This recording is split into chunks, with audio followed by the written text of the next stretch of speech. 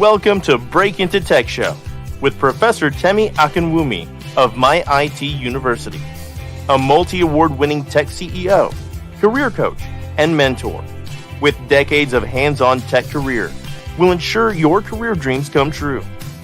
Join our extraordinary show today on groundbreaking topic for a successful career. Do you want a $100,000 job as a cybersecurity professional, Scrum Master, Business Analyst Software QA, Cloud Architect, Data Analyst, Technical Recruiter, and more? Visit www.myituniversity.com to schedule a call. Come and get inspired to secure a lucrative job, keep the job, and grow on the job. Relax, receive, and see results. We're glad you're here. Share, like, and comment.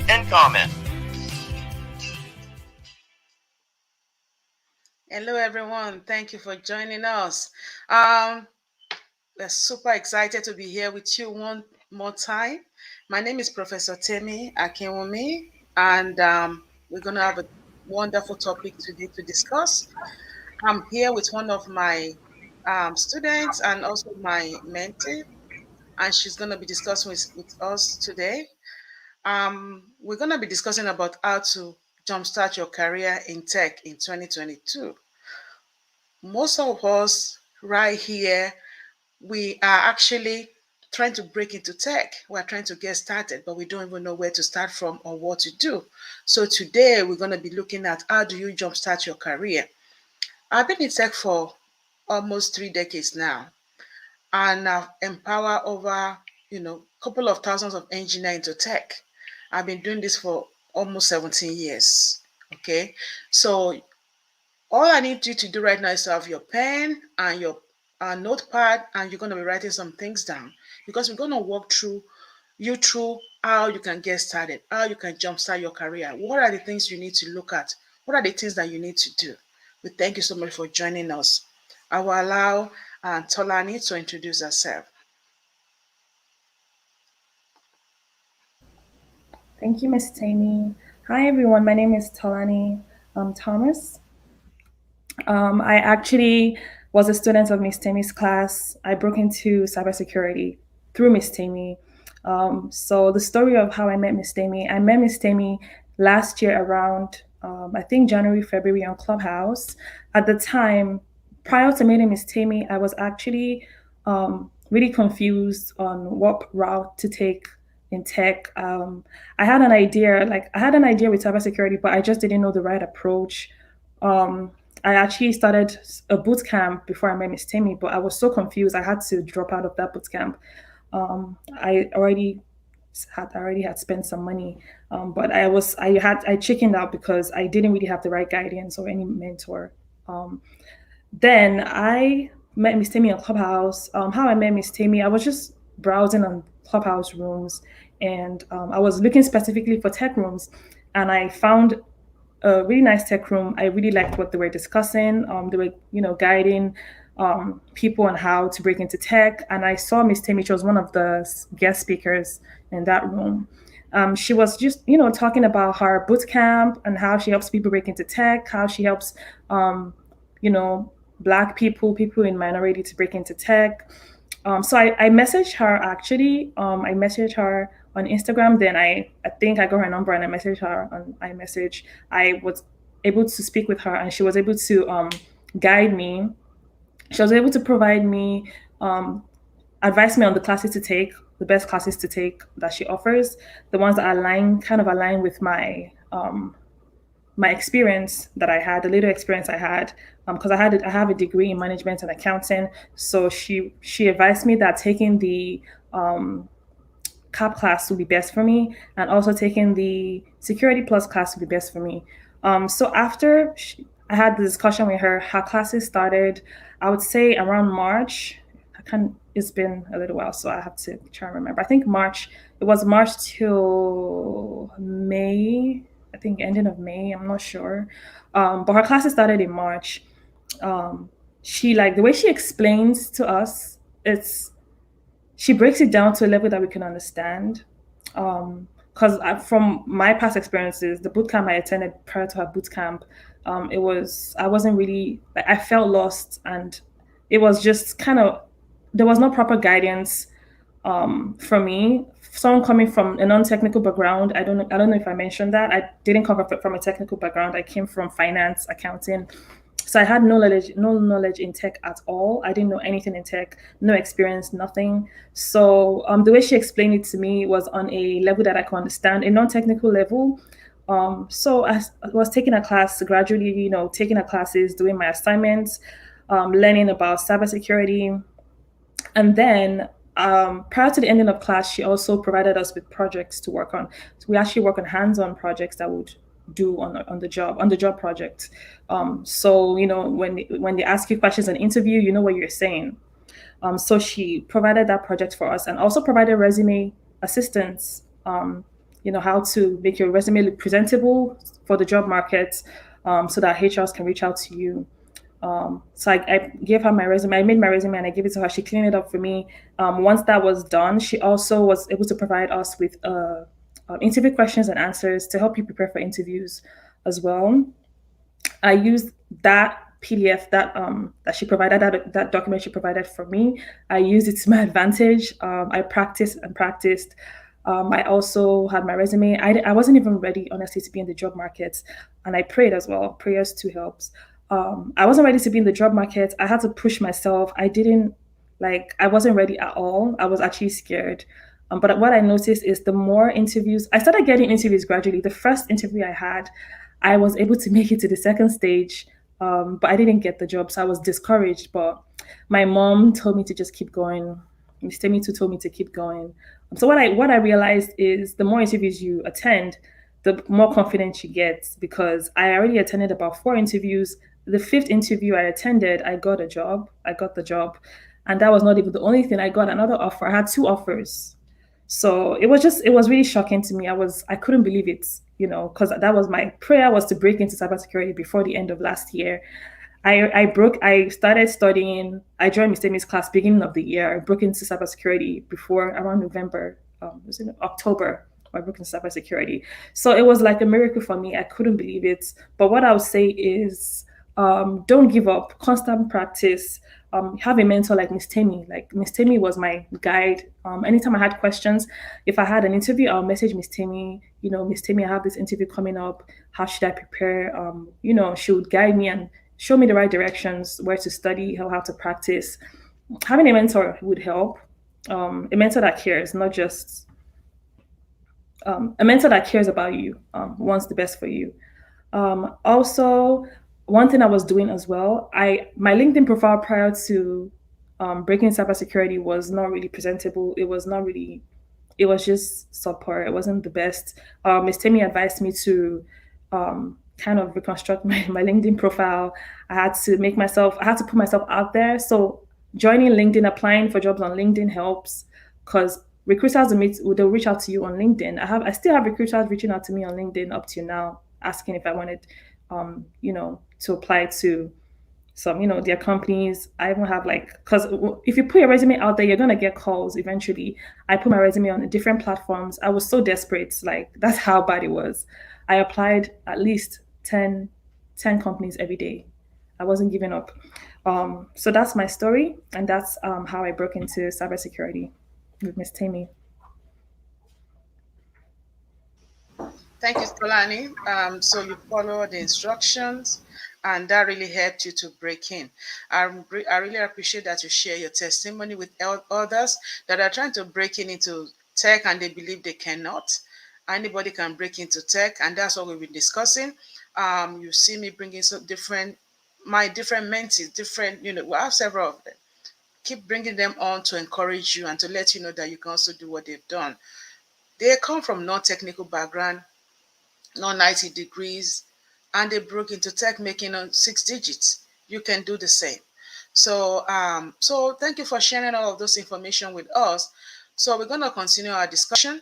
So one of the major things that you have mentioned also is identifying industry related to your current industry or hobby. So for example, maybe you're in healthcare, or you are in maybe financial banking, or you are into hospitality, all these areas, they have IT. Most times we don't know that they have IT because we don't pay attention. We just believe, oh, well, I can only work IT if I'm, you know, in IT straight, but there's IT everywhere. So you have to identify industries that you are interested, hobbies, things that you would do without even being paid for, things that you love to do. Because if you leverage those companies that you're already familiar with, you already have some skills. The culture, you understand the culture, you understand the industry, you understand how they run. So when you break into tech there, it's easy, right? So you need to look for such companies, such industries from the beginning. That's one of the first things that can help you break in. Then another thing you can also do is to identify your soft skills and how to leverage those soft skills in tech. So soft skills like what? Communication. Some of you are very great with communication. When you communicate, it's like honey that's spraying off your mouth, like it's so sweet. So you are so good. Collaboration. Some people are so good with collaboration. Some people are so good with organizing. They organize things. Some people are so self-motivated. They get things started. They are the one that will get people started, helping people. Some people are team work. They are team player. They know how to work with team. All this. Some people are very good with listening. They listen very well. Conflict resolution, right? If there's a conflict, they know how to help resolve those issues, and so many other ones. So these are talents that you already have that you can use to break into tech. So you have to note those ones. Note which ones are your area, so that when you're trying to break into tech, you can leverage that also as an addition to breaking into tech. And we're going to be discussing that as we go. Like Tanan already was able to give us all our testimonies. So we're able to listen to our testimonies, our story into tech from beginning to end. So she has covered some of this thing. And so that's very important. And I think one of Tolani's skills, Solani, can you share with us what are some of your very good skills that help you break into tech?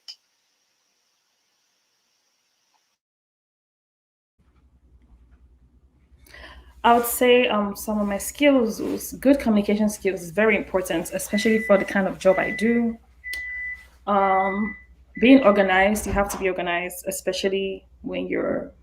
I work with third party risk management, and I'm always communicating with vendors and clients. You have to be organized, or else you're going to be confused. You don't want to kind of just confuse yourself. So being organized helps. Another skill I'll say, um, for me, it's being organized and just communication skills. Yeah, Really, and you're also during my good with interview conflict phase, resolution. yes, as well. During my interview phase, my the people that were interviewing me, the hiring managers, always let me know that I had good communication skills.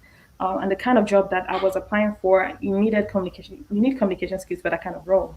So that's the big for me. That's the big thing. Good. Thank you. Thank you, Tolani. So we're going to continue this discussion. So one other thing, as you are looking at that, you are saying, okay, I know this industry, I want to work in this industry. And then you are saying, okay, I have these soft skills, I have this talent, I want to leverage all of this. So now you're looking at it. Maybe you might be trained already, or you might have some of these skills that you just need to break in, to just jump into tech, to just really what get started in tech, right? To jumpstart. So now you have to make sure your resume is ready.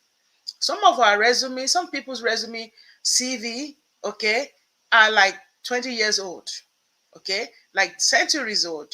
You can't really use that to break in because right now there's something we call applicant tracking system, ATS, where a lot of recruiters and hiring managers are now using that to kind of to check on your resume, to see if your resume is up to the standard. So there are guidelines of how such resume should be presented.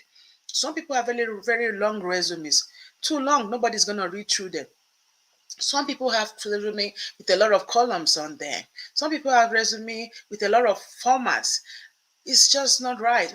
Probably I'm gonna be discussing that one of these days also. How do you want your resume to look like, and how do you want your LinkedIn profile to look like, and stuff, how they should look like, right? So your resume should be very updated, should be optimized for the search engine, right? Should be optimized. You should use your like when you write your resume, you know how the different structures from the top, the header, what's going to be on your header of your resume, your information, like your name, you don't put your address in resume anymore. You can put your city and state if you want, your email address, your phone number, your LinkedIn profile should be on your resume, right? And then from there you will start the role that you're trying to apply for should also be there in the header. Then you have your summary section, right? Then you have your experience section, you have your education, that in that order, and then you have your certification and your skills, technical tools that you have. That's how you have to list those resume. The resume should be up to date. If you don't know how to write smart resume, feel free to follow me on LinkedIn. I'm on LinkedIn. I have a resume, a video on how to create a smart resume. Also, your LinkedIn profile should be very, very optimized. You should showcase all those your keywords, those tools that you have. No, those skills that you hand, you should showcase those on your resume. So if you don't know how to write on your resume and your resume and your LinkedIn should sync. They should be speaking the same language. They should be best friends. They should be toying. See, you have to be able to map them together. Your resume, if your resume is not good, your LinkedIn probably not going to be good, right? So, your resume and your LinkedIn, they must speak. So, if you want to know how to do resumes and LinkedIn, follow me on YouTube. You will see on YouTube, I have a link how to create smart LinkedIn profile.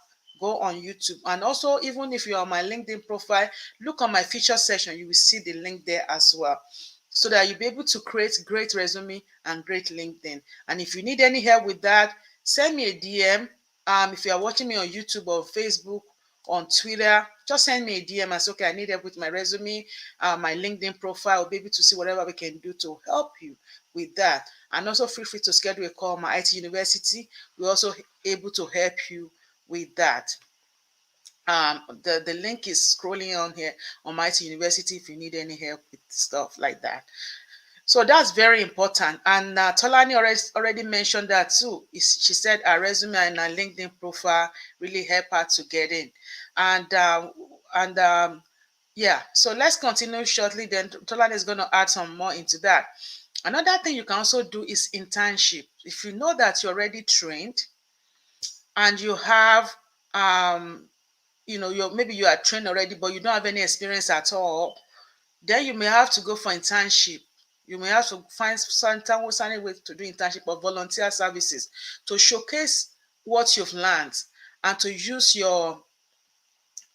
those skills so that you can put those on the feature section of your LinkedIn profile.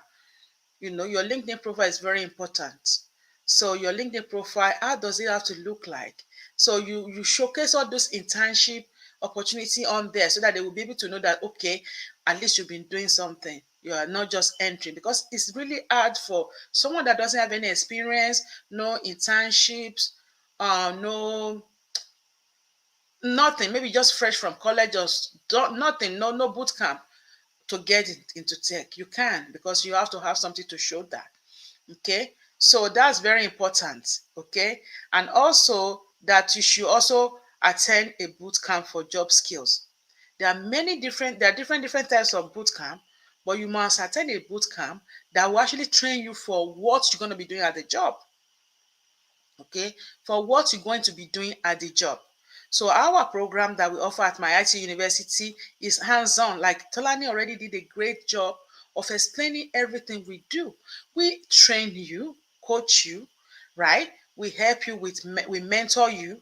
Okay, we will do your resume, your LinkedIn profile, prep you for all the interviews. And we're still mentoring you. Like now, I'm still mentoring Tolani and many others. that's why they still can be here working with me, talking with me, guiding you guys to break in.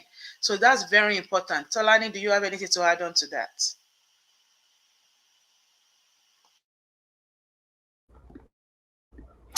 Yes, just going up from what Miss Tammy said, boot camps are very important. You might go to school, they might teach you, some things about cybersecurity, but that only gets you as far as like just having a degree and just the knowledge, but you still don't have the actual work experience, which you really need on the job and for interviews. You need those work experiences. They're gonna ask you questions. And most of them want people with experience. So boot camps are very, very important. People that undergrads that have a degree in cybersecurity or something related to cybersecurity, internships are important because you need that experience. Like I said, on the job experience is very, very important. Um, it not only just like helps it not only it just helps you break into get a job in cybersecurity or in tech. It also helps you have like at least a basic knowledge of what you're going to be doing on the job, so you're not just going in there confused, and just looking lost. So really and truly, job experiences are a big plus. So I advise everyone, people that are trying to break into tech, try a boot camp, but do your research well. A good example is Miss Tammy. She's very, very good with helping you break into tech, and very good. Her boot camps are very, very, very helpful. So yes, I would say the boot camps are very important. On the job training is very, very important. Thank you so much, Tolani. We want to give a shout out to all our friends and families that are online with us, and all of our students that are also here with us. Ravion, thank you. Good morning. Thank you for joining us, and thank you so much for your lovely comments. Nancy, thank you so much for being here. That's one of my students as well. We love you. We appreciate you. And Seth is actually one of my students as well. Thank you all so much for that. And LinkedIn user, thank you so much as well. Thank you all for joining us. And whenever you're joining us, let us know where you're joining us from. And if you have any question, feel free to also ask a question, even right here. I will respond back to you, and I will guide you, and I will give you, answers to what questions that you might have. So feel free to ask your question, even right here. Thank you so much. So as we are discussing, thank you, Tolani. We said the boot camp. The boot camp is a big one. It's a big one because without boot camp, you will not be able to have the hard skills to break in. You will not be able to break in. So boot camps are very, very essential. And as we are getting the boot camp, also certification. Certification is very important. Even though with certification, if you are certified, certification doesn't mean that you're going to get a job, because certification, some people are very good at passing certification, but they don't know how to do the job. So when they ask you, what do you do daily? They don't know because they are not trained. Our training includes hands-on tools, hands-on day-to-day. We call our training fellowship because it's not just training, it's also hands-on apprenticeship, where you can actually be hands-on on day-to-day and do projects and be accountable and present your project to us, to the team. We have teams. Our classes are divided into study groups where they meet together, they discuss together, they present together, and that give them the opportunity to be able to build more skills, social skills, presentation skills, communication skills, collaboration skills. Those are very important. And another thing also that is going to be helpful to you is networking. You need to network. You need to know how to network. You need to start networking. If you don't network before, yeah, you need to network. So, okay, someone said, can she talk about her current role instead? She mentioned she has to offer. Did she take either? Okay, someone wants to ask you, can you talk about your current role? She has two offers and she decided to pick one of the offers. So, yeah, talk about some of your current role before we go. I think they want to hear about that. I will get into that. I will also want to thank Melvin for being here. Thank you, Melvin. That's one of my students. Paul, thank you, Paul. And LinkedIn user, thank you for everyone that yeah, that is there. So we're gonna go to that question. Thank you for asking us that question. So talk a little bit about your current role. What do you do right now? They are interested to know. Okay, so my current role right now, I deal with third-party risk management. So what that entails is, um, so on behalf of our clients, we assess their vendors' security practices. So what that means is, so my role technically is that I review SAR reports, which are also called executive summary reports, and I report them to the clients. And so it's a step-by-step type of process. When the client submits assessment requests for their vendors, that goes to our project manager, and our project manager shifts. Well, they after they send the request for an assessment, they project manager will send the vendor like a questionnaire, a security questionnaire that they have to fill. That's what we use to audit them, and also they also feel like a profile questionnaire just so we can get a scope of the company and how they relate with the clients, how they are linked with the clients, what kind of information the clients has access to, like if it's PHI information or PII information, and if they encrypt their data, if it's encrypted at rest or in transit, things like that. So we get a scope of the company, and the audit goes ahead to make the executive summary based on the evidences provided, and they also have to provide like certifications like SOC 2 reports, high trust reports. So my clients are healthcare clients, so they have to have either high trust reports or SOC 2 SOC 1 reports. That can be used in lieu of a vendor security questionnaire if they have a security certification. We can use that in lieu of the vendor security questionnaire. So once the audit does their part, I go ahead and review audit's work, make sure that there's no mistakes, just to review it to see that everything is correct. And then I deliver to the client. Once I deliver to the client, I also go ahead and close that in our CRM. That's like our personal application that we use. So once that is done, I also have meetings with clients literally every other day. We have to give them updates on their vendors' accounts, their vendors' assessments, just to see where we are on the process of assessing the vendors' security practices. So that's what I do normally on a day to day. We also have quarterly reviews. Those are like every quarter reviews. So that's practically what my job entails. I'm always reviewing a lot of reports every day. Thank you so much, Tolani. And so that's very important that, you're able to hit the ground running as soon as you got in, because our programs prep you for the industry. And as soon as you got in, you can work in any industry. She works with healthcare. With our program, the GRC program, Cybersecurity GRC, we have all these frameworks. We look at the risk management frameworks to the SOC, the financial institutions, and so many other ones that we have and we look into. Well, deciding how was your first 90 days, we really have to, we are rounding up. You when you need to ask all these questions, you come early and ask your questions so we can know. 30 minutes is what we plan to always discuss, so it's not going to be more than that. So, but I will let you quickly go over how long does it take you to break into tech? I missed that part. Yeah, you came late. Genesis is actually one of my students too. Genesis, I'll say thank you for being here. Okay, say that. breaking into tech, you can break into tech. It depends on you, how desperate you Yes. are. It took me like 5, 6 months. It can take less than that. It depends on you, honestly, and how hard you really want to break into tech and how much work you put in. My first 90 days of work, I was doing onboarding. Onboarding was for just over a month, and then after onboarding, I started shadowing under senior colleagues, just kind of like supporting. They were supporting me. So if I have questions, if I'm confused, they're always on standby. Yeah, so my first 90 days, I wasn't really doing much. Well, I started doing actual work.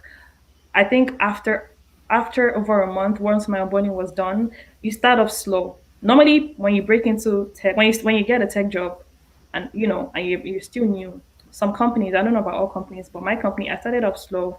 They don't rush you. Usually, they want you to be to understand what you're doing. They want you to be on the same page with them.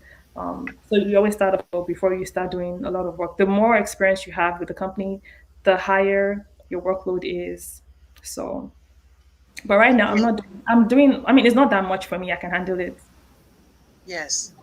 And I'm so proud of you, Tolani. Thank you so much for joining me today. And Thank thank you. you everyone for joining us as well. Please come early, so that we can answer all the questions. And we are grateful to be able to answer all of your questions. And always prep your question ahead, and we'll be here to answer them. Even if you want to come early enough to just put the questions on there, so as soon as we get in, we'll see those questions and we'll treat them as we get started discussion. We'll be here again next week, Wednesday. We always here every Wednesday at 11 a.m. Eastern Time to discuss how to break into tech and to bring very important and interesting topics where we help you break into tech. And, so one of the major things is that we want you to be able to um, get the job, stay on the job, and grow on the job. So that's the plan, to make it and make it big time, so that at the end of the day, you can also give back to others. So that by that, our community can grow and life can be better for everybody. One thing you have to know is that tech will help you to rise above average. Tech will help you to rise above poverty level, and that's the plan.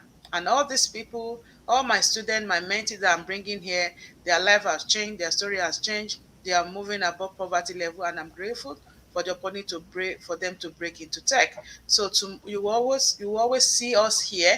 Look under the activity, on here or on YouTube or on Facebook. Look at all these ones we have done so far. We have so many videos there to share with you, different background. And if you have any question, feel free to send us the questions and we'll treat them. Thank you so much. We appreciate you. And Thank Tolani, what's your last word as we close down? Last word is don't give up. I almost gave up. Don't give up. You get there surely. Just have faith in yourself. Okay. Yes. So don't give up. Continue. I always tell my students you can rest, but you can't stop.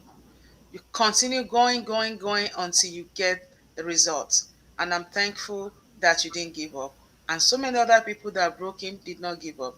So if you are there trying to give up, please don't. Keep going. And we are here to mentor you as well. So make sure you reach out to me, and we'll guide you, we'll mentor you, and help you break into tech. You can really jumpstart your career in tech this year. But one of the major things you have to know is that you cannot procrastinate. You just have to jump in and get started in tech. Tech is the future, and the future is now. So why don't you give it a chance? Thank you so much, and have a blessed evening. Thank you, Tolani. I'm Thank you very so much, grateful to Paul. Thanks, everyone. you. Okay. I love Bye you. bye, everybody. Bye.